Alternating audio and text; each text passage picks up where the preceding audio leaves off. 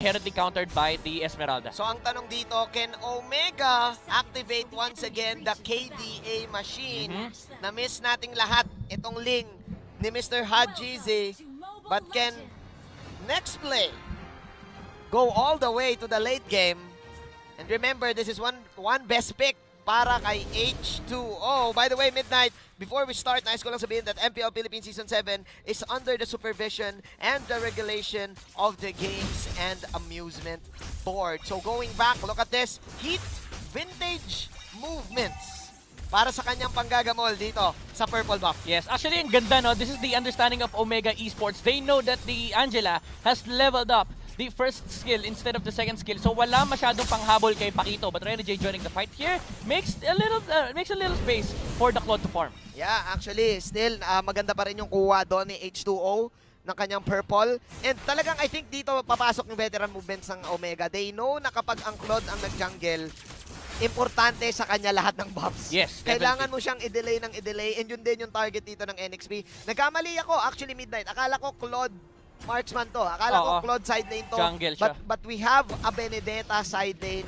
na mapupunta sa kay Rene J. Midnight, I think favorite mo to. Kumusta yung mga matchups natin? Kumusta yung mga matchups? I think for Nexplay, you're very happy with the matchups. Medyo surprised din ako no actually si Rene J naglalaro ng Benedetta and Yawi is actually playing the Baksha instead of the other way around. Pwede kasing si James yung Baksha, Rene J playing the Alice, then Yawi on the Benedetta. But the thing is, they are looking for specific matchups here. They want the Benedetta on the core role against the 1-1. Definitely. Sabi dito ng OMG, kailangan natin kumalaw. And there you go, first blood for the KDA machine.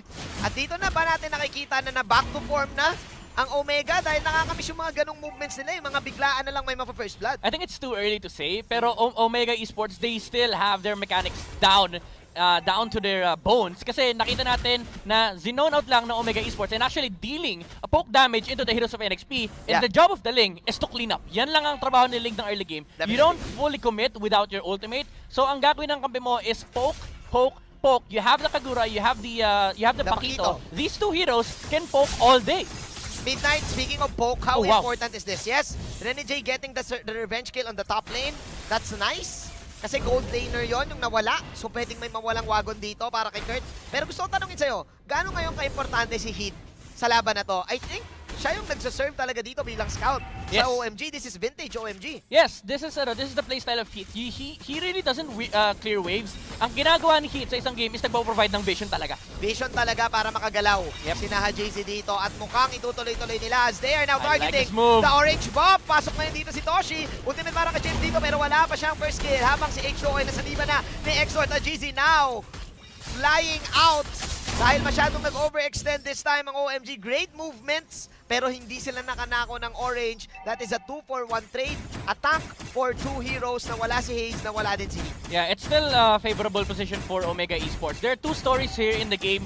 Number one is the resource control of NXP. Pinaka-importanting aspect sa kanila dito sa game na to is yung resource nila. They want the farm on the Claude. On the Omega side, you as much as possible, you'd want to take objectives. You have a Ling, you have an Esmeralda, and you have a Kagura. These three heroes wants to control objectives. But the thing is, Omega Esports, they have a +1. Kapag nagre-resource control ng NXP, the 1-1 is also free farming. So the late game factor for Omega Esports is actually bigger compared to NXP. So meron pala silang ganun na, o sige mag-farm ka dyan, pero yung 1-1 namin, free farm naman. So may part na 50-50 trade ang ginagawa dito ng Omega. Yes, hindi nila nakuha yung orange, pero tingnan mo naman, ang daming turret gold na nakuha dito ni Cartizzi. Meanwhile, pasok dito si Hajizi. Welcome back. Meron masustansya dito. And I think this is going to be the punish. Wow. Nice maneuvers para dito kay Hajizi. Yes. Onting acrobatics, onting gulat, pero may onting pasok agad ang NXP. Alam nila, ilang beses na nila napanood yun. Dito mo masasabi na Omega Esports, sila pa rin ang isa sa pinaka-mechanically gifted na team. They know that the only job of these heroes is to poke. Nakita natin kanina si H2O, talagang binalagbag lang ni Hayes at ni Heat. Once nakita nila nakalahati nilang buhay, even if the Angela jumps on the Claude, ang trabaho ni H2O is to clean up. And the story of the game is kapag may nangyayaring teamfight, I call this 60-40, kahit mapatay nila si Ling, NXP is just getting 40% because 1-1 is still farming. Yes, ito pa rin ang pinaka-main dilemma ng NXP, si Kurt TZ. Fun fact lang pare, fan si Kurt TZ ng 1D. Parehas kami. Yeah, shoutout pala kay Kurt. And yun nga, nagpa-farm lang siya dito. Kailangan ng gumalaw ng NXP. Yes. Kaibigang Midnight. Yeah, nawala dito si GZ. Pero again, tama ka no? It's all about the side lanes right now. Yep. Probably yung jungle, 40% na problema mo yun eh. Oo. Again, every move that NXP makes, it has to make sense. It has to be focused on resource control or controlling the map. But Omega Esports, they are the ones dictating the early game pressure, the early game momentum dahil nasa kanila ang objective taking. Remember, you have a late game lineup on the side of NXP. So Omega Esports, they control or they rule the early game. If the team fight leads to both jungle kills, it does favor Omega because they still have a 1-1 on the side lane. Sobrang tama ka, no, Midnight. Kasi I think pressured ang OMG dito to finish the game early. Meanwhile, depensa muna para sa NXP. And this is risky. Look at that. Exort pumasok ngayon dito. Turn easy with the second skill out. Tapos si Exort na maiiwan dito. Exort with the flicker. H2? Pasok si HO dito with the blazing duet. This time, Yawi is here. H2 nandito na din. May onting bawi. Habang si Hajizi ay atakin ngayon si Exort. Hajizi will just go for the flinch ploys out. Meanwhile, Toshi naman ang magpa-farm dito sa gitna as James is also farming the bottom side. It's all about the aggressive movements ngayon ng OMG. Depends ang Marino sa NXP. Sinong nananalo sa trade ngayon, Midnight? I think for the last trade, it was NXP. Even though napatay si Rene J, they still got what they came for. And maganda actually yung response nila. You don't let Omega take anything for free. If napatay si Rene J and napunta yung kill kay 1-1, as much as possible for NXP, you need to find a trade. Yeah. And they got it. Nakakuha sila na isang kill. And Hajizi, he went on the backlines. I don't actually agree with the play. Instead of going for H2, he went for Exort, which was not the best trades. So kaya ako nasabi na NXP yung panalo doon kasi nakakuha ng kill si H2O and Omega Esports, they didn't take any objectives out of that skirmish. Yeah, but I think ang pinaka pwedeng objective lang na nakuha dito ng mga Omega ay mid lane. Yes. Pero nabawi rin kasi ng NXP sa bottom lane. Yep. So, may trade. may part na nag-50-50, nag-60-40, and yes, H2O, nakita natin ngayon yung damage na ginawa dito ng kanyang Blazing Duet na actually pare Demon Hunter Sword na siya. Yes. And we know na talagang delikado yon kapag ikaw ang isang Claude. And this time, they're going for the turtle. Makuha dito ni H2O as OMG will just back off. Yes, and this is where you start seeing the shift on the momentum here. NXP now has the items and the levels that they need. Remember, sinabi natin kanina, they are the superior team fighters. This is because of the presence of the Angela and the Alice. Omega Esports are now playing the split push game. You have a Ling, you have an Alice, you have an Esmeralda, and you have a 1-1. Yeah. Sila naman yung nagre-resource control ngayon, and NXP are the ones dictating the objectives. This is where you start shifting the power spikes. Si Claude, may team fight yan. Si Alice, may team fight yan. Benedetta, may team fight yan. As much as possible, don't let Omega Esports split push and take the fight into Omega. So, ibig sabihin dito, Midnight, ang pressure ngayon sa NXP is that wag nilang hayaan na Omega ang magdidikta. Wag nilang hayaan na Omega magsiset ng tempo. Dapat sila na. Sila na kasi ngayon. May damage na sila eh. Yes. Umabot na sila sa power spike na may damage siya yung Blazing Duet. Yep. Halos lahat. Pero ngayon, Midnight, alam na atay ng Omega, gagawa sila ng play dito sa baba. There you go. Haze, napakatagal para mapatumpa dito si James. Haji? James surviving! Oh, wow. Wow! Instant! Ultimate lang! Kamuntikan pa! Field attempt for OMG!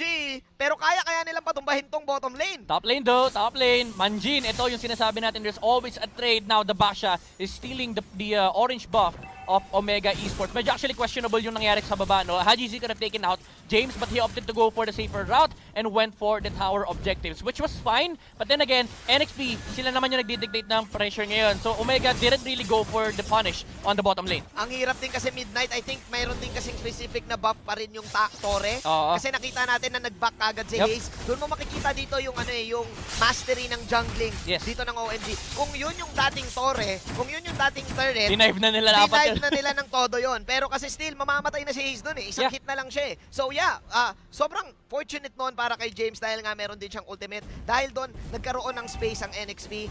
Midnight pero with a snap, may bawi kagad ng Omega. Tignan mo, dikta kagad sila. Binawi kagad nila yung nawalang top lane nila. Yes. Methodical approach still for Omega Esports. Every single objective na nakikita nila, basta libre, they will go for it. Curtizy with a Wind of Nature negating the damage output of the Blazing Duet ni H2O. Medyo ginalawan siya doon. Pogi! Yeah. Sikreto ng Pogi. May onting master movements dito ang si Curtizy, pero mukhang delikado yon Midnight, dahil alam na ni H2 na cooldown na dito yung Wind of Nature. Yes. So ngayon, NXP, they can probably take this, but look at this! Kurt Tizzy with the place. Oh no, kailangan mo na ata tumakbo dahil pumasok si Yawi dito. But Kurt, kumikripok. Left, right. Here we go. Left, right. Nako, si Yawi na lang mag-isa. At ayun na yung Harlem movements. Kurt Tizzy, kakabanggit ko lang Midnight. Oh, H2! H2, pumasok ngayon. Mag-isa si Ajizi. Sabi niya, binate lang kita. Meanwhile, Ajizi. Oh, H2! H2, blazing duet. Ajizi, flinch force. Oh! Ajizi will survive. Habang si Kurt Tizzy, yung main problem ay nandito na ngayon. Attacking the orange buff right now. Nalito ngayon yung Omega. Good movements for Kurt Tizzy, pero wala silang mapupush this time as Rene J will try to go for the split push. Men, gaano ka-importante yung pitas na yon? Grabe, eto masasabi ko, labanan ng H-God. Could have definitely taken out the Claude on that tower, pero sabi mo nga kanina man, Jean, medyo nakakatakot kasi yung mga turrets ngayon. So sabi ni Haji, okay, play safe na lang ako and I will not go for the Claude kill. H2 tried to go for the punish but he didn't have the stack with the movement speed from the Art of TVD. So hindi niya nahabol si Ling and hindi rin siya naabot ni James. Now, Omega Esports has reset the game. They now have full control of the turtle, but remember, they can still take it on the side of NXP. They have a Baksha that destroys the bush control of Omega Esports, gives vision to them, and remember, team fight superior ang NXP. Team fight talaga at midnight, umaabot na tayo sa ultra late game. We're now at 11 minutes of this game. This is the same story nung kalaban nila ang Bren Esports. Yes. Ganito tumatagal ang NXP. Yes, lumalamang ang kalaban nila early game, pero nakakasabay kasi sila late game. So to the point na napi-50-50 nila, one wrong movement from Omega, NXP can definitely punish them. Oo, ito ang story nitong team fight ito, who gets the control on the 1-1. Omega Esports, they still have this pressure na pag nag-proc yung ultimate ni 1-1 dito, yung crossbow of tanks, heroes will melt on the side of NXP. So they need to keep in mind of the positioning of the 1-1, but it's really hard to do that against a Kagura and the Pakito na lagi nagbibigay ng vision against NXP. Ang ganda kasi ng zone no? So pressured ngayon ng NXP. Hanapin dito si Kurt Tizzy. They need to be mindful of the wind chant. Yes. They need to be mindful of the Kagura's ultimate. Kasi Haze is also doing a great job with the box out na ginagawa nila. Tama ka, Midnight. Late game capability, yes, nandito yung part ng NXP. Pero dito na ba papasok yung veteran movements? Dito na ba papasok yung macro control? Kasi I think ang tinitignan natin ngayon, since 50-50 na yung mga items, kung sino na ang makakapag-freeze lane, sino na mauna sa mga bush, pagdating dito sa Lord Take na to. Alam mo, sobrang bilis mag-farm ni Hajizi. Kanina lang pantay sila ng gold ni Claude.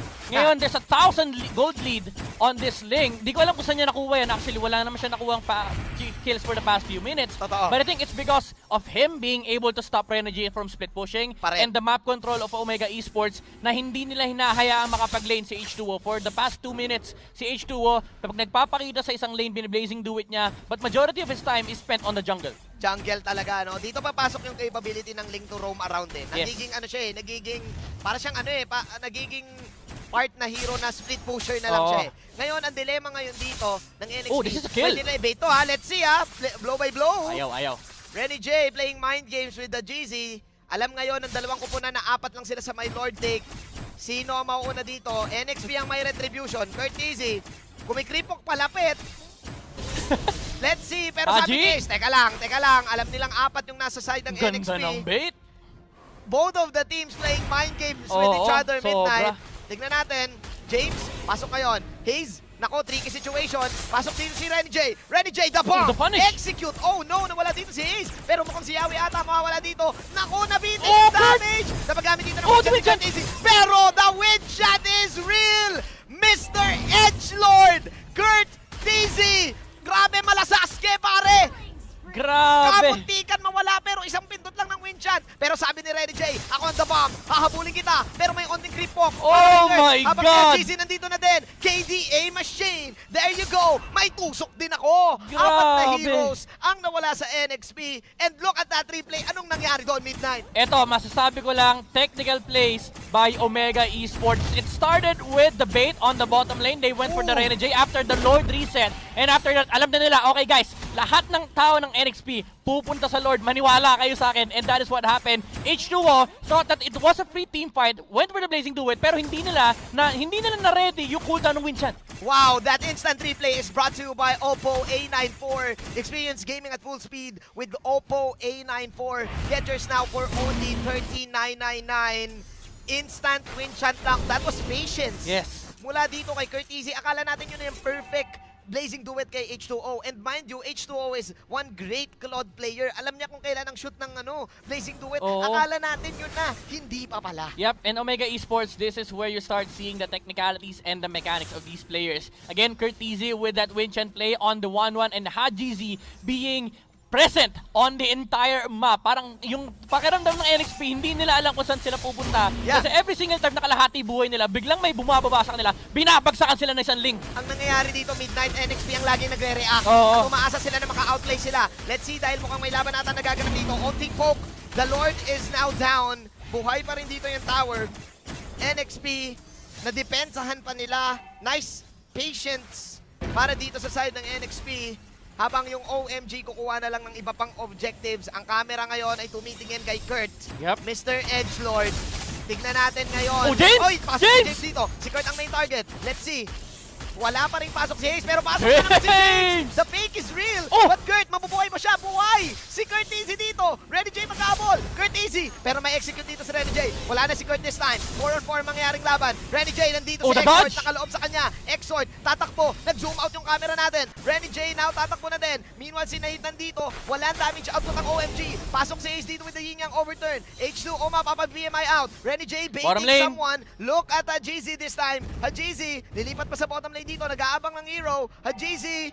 Inaabangan yung top lane. Men, ang intense na nangyari. Pero sabi ni Hajizi, okay, lipat ang camera. Isang sundot. Kuha ang tore. Basic lang, objectives lang, sabi ng Omega Esports. Di namin kayo hahabulin para sa kill. Kasi again, the story of the game is that we are playing objectives. If we can avoid fights on the side of NXP, we still win the map control. Yeah, this is again because of the flinch boys. The mechanics na meron ang isang ling na kayang mang-split, kayang gawin yung mga ganong klaseng movements. How crucial was that team fight para sa dalawang teams, Midnight? James and Renny J, nakita natin yung persistence nila on getting Curtizy. Actually, it could have been better, pero ang ganda rin kasi nung sagot ni Heat. Nung ginamit na ni James yung flicker niya, ang ganda nung gamit ng stacks on the Pakito. Multiple ultimates was targeted onto the Alice, kaya hindi napatay si Curtizy. Now, there's gonna be a steal on the purple buff. I don't think NXP could fight this one. Actually, nakuha ata ni H2, and then, hindi nakuha ni H2. Nakuha ni Hajizi. And eto, dito mo makokomment yung dito mo makokomment ang NXP They really know kung kailan sila magre-rest. They really know kung kailan yung sugal. Yes. And sinugal nila yung last team fight na yun Crucial yun kasi again, kamuntikan pa mabuhay si Kurt. Kung nabuhay si Kurt, kung nakapag-ultimate siya, pwedeng naubos pa sila. Pero Renny J, nireserve niya talaga yung execute. 3 ultimates yung nawala doon. The Electroplinal Blow, yung ultimate ni Alice, pati yung ultimate ni Angela. Tumalon din diba? Tumalon din para lang mapatay si Curtizy. Alam mo, ito yung nagpapahirap kasi sa game ng NXP. They try to go for these fights and even though they keep on winning them kasi nga sila yung superior team fighters, you still have to ask your problem as a new ask the question as a new Ling. You have a Ling problem and there is a map control problem because of the presence of the Ling, the Pakito and the Kagura. These 3 heroes just control the map. Nakikita mo kanina yung laro ni Hayes tsaka ni Heat. They just move around, they control the vision and hindi sila yung aggressive fight na pag nakakita sila ng opportunity, they go for these fights. Because they realize na, okay guys, kalma lang tayo, NXP mas malakas sa fights, if they wanna go in, let them go in. Kasi pwede natin kontrolin yung gera na kapag patalo tayo, let's just have the Link split push. So masasabi ba natin dito, Midnight, na for the win condition of NXP, they really need to force this 5-on-5 Royal Rumble nasa bayan. Dapat mampatay si Ling. That's the first condition. You need to take down the Ling and the 1-1 at the same time. At the same That's time. a tall order. At the same time talaga, no? Ngayon yung OMG, okay lang sa kanila kahit walang isa. Oo. Basta wag sabay. Yes. And kaya nila mag-split. Yep, ito yung dangers na sinasabi natin kanina sa draft.